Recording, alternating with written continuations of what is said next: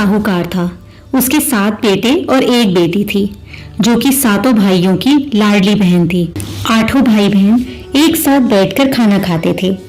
कार्तिक की चौथ आने पर बहन ने करवा चौथ का व्रत रखा। जब 7 भाई खाना खाने आए तो उन्होंने बहन को भी खाना खाने के लिए बुलाया। तो माँ बोली, आज इसका करवा चौथ का व्रत है, जब चांद निकलेगा तब अर्घ देकर ही खाना खाएगी। तब भाइयों ने जंगल में जाकर वहां आग लगाकर छलनी में से चांद दिखा दिया। बहन भाभियों से बोली, चलो अर्घ दे लो, चांद निकल आया है। भाभियां बोली, ये तेरा चांद निकला है, हमारा चांद तो रात को निकलेगा। बहन चांद को अर्घ देकर भाइयों के साथ खाना खाने बैठ गई। पहला टुकड़ा तोड़ा तो उसमें से बाल निकला, दूसरा तोड़ा तो छींक मारी, और तीसरा टुकड़ा तोड़ा तो राजा के घर से बुलावा आ गया कि राजा का लड़का बीमार है, जल्दी भेजो। माँ ने लड़की के पहनने के लिए कपड़े निकाले तो 3 बार बक्सा खोला, तीनों बार सफेद कपड़े निकले। तब माँ ने वही कपड़े पहनाकर ससुराल भेज दिया। लड़की के साड़ी के पल्ले में एक सोने का सिक्का बांधकर माँ ने कहा, रास्ते में जो भी मिले तो उसके पैर पड़ती जाना, जो तुझे सुहाग का आशीष दे उसे ये सिक्का देकर अपने पल्ले में गांठ बांध लेना। रास्ते में किसी ने भी पैर पड़ने पर सुहाग की आशीष नहीं दी। सबने यही कहा, सब्र करने वाली हो, 7 भाइयों की बहन हो, अपने भाइयों का सुख देखने वाली हो। अब ससुराल के घर पहुंची तो दरवाजे पर छोटी नंद खड़ी मिली।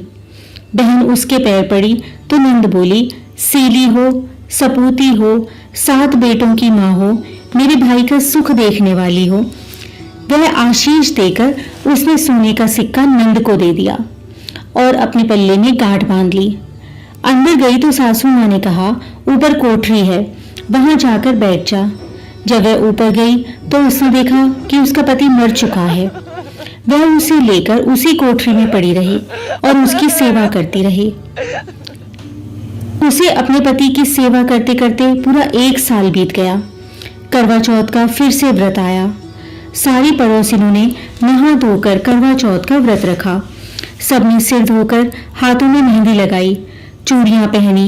वह सब देखती रही। एक पड़ोसिन बोली, तू भी करवा चौथ का व्रत कर ले। तब वह बोली, मैं कैसे करूं?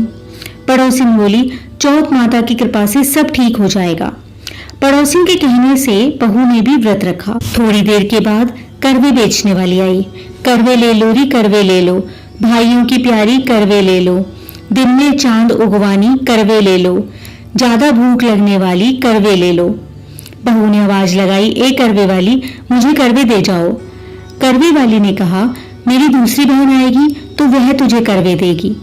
दूसरी बहन आई, करवे ले लो री करवे ले लो, भाइयों की प्यारी करवे ले लो, दिन में चांद उगवानी करवे ले लो, ज्यादा भूख लगने वाली करवे ले लो। बहू ने आवाज लगाई, ए करवे वाली, मुझे करवे दे जाओ। दूसरी बहन ने भी इसी प्रकार कहा कि जब मेरी तीसरी बहन आएगी तो वो तुझे करवे देगी। इस प्रकार 5 बहनें आकर चली गईं, पर किसी ने भी बहू को करवा नहीं दिया। फिर छठी बहन आई और बोली कि जब मेरी 7वीं बहन आएगी और वो तुझे करवे देगी, तू सारे रास्ते में कांटे बिखेर के रखना, तब उसके पैर में कांटा चुभ जाएगा। तब वह खूब चिल्लाती हुई आएगी, तब तू सुई लेकर बैठ जाना और उसका पैर छोड़ना मत, उसके पैर से कांटा निकाल देना। वह तुझे आशीष देगी और तू उससे करवे मांग लेना। तब वह तुझे करवे देकर जाएगी। तब तू उद्यापन करना और तेरा पति अच्छा हो जाएगा। उसने वैसा ही किया। सारे रास्ते में कांटे बिछा दिए। जब 7वीं बहन करवे लेकर आई तो उसके पांव में कांटा चुभने से वह दर्द के मारे खूब चिल्लाने लगी। तो बहू ने उसका पैर पकड़ा और फिर छोड़ा ही नहीं और उसमें से कांटा निकाल लिया। जब उसने आशीर्वाद दिया तो बहू बोली, जब तुमने आशीर्वाद दिया है तो करवे भी देकर जाओ। 7वीं बहन बोली, तूने तो मुझे ठग लिया। और यह कहकर चौथ माता ने उसे आंख में से काजल, नखूनों में से मेहंदी, मांग में से सिंदूर और चितली अंगूठी का छींटा और उसके साथ साथ करवा भी दे दिया। अब करवे लेकर बहू ने उद्यापन की तैयारी की और व्रत रखा। राजा का लड़का ठीक हो गया और बोला, मैं बहुत सोया। वह बोली, सोए नहीं, 12 महीने हो गए आपकी सेवा करते करते। कार्तिक की चौथ माता ने मुझे सुहाग दिया है। उसका पति बोला, चौथ माता का उद्यापन करो।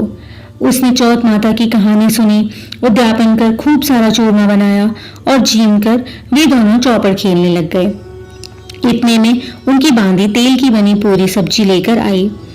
दोनों को खेलते हुए देखकर सासू माँ से जाकर बोली, महलों में खूब रौनक है, तुम्हारे बहू बेटा चौपड़ सार खेल रहे हैं। इतना सुनकर सासू देखने गई। दोनों को देखकर बहुत खुश हुई।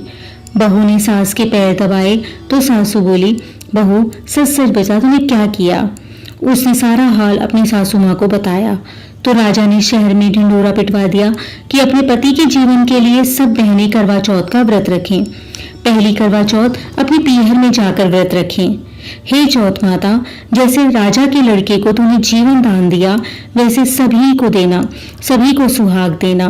कहते सुनते सब परिवार की स्त्रियों को सुहाग देना। इसी प्रकार की अन्य व्रत एवं पौराणिक कथा कहानियों के लिए हमारे चैनल को सब्सक्राइब और शेयर करें ताकि आप भी दूसरों तक इन्हें पहुंचाकर धर्म लाभ प्राप्त कर सकें।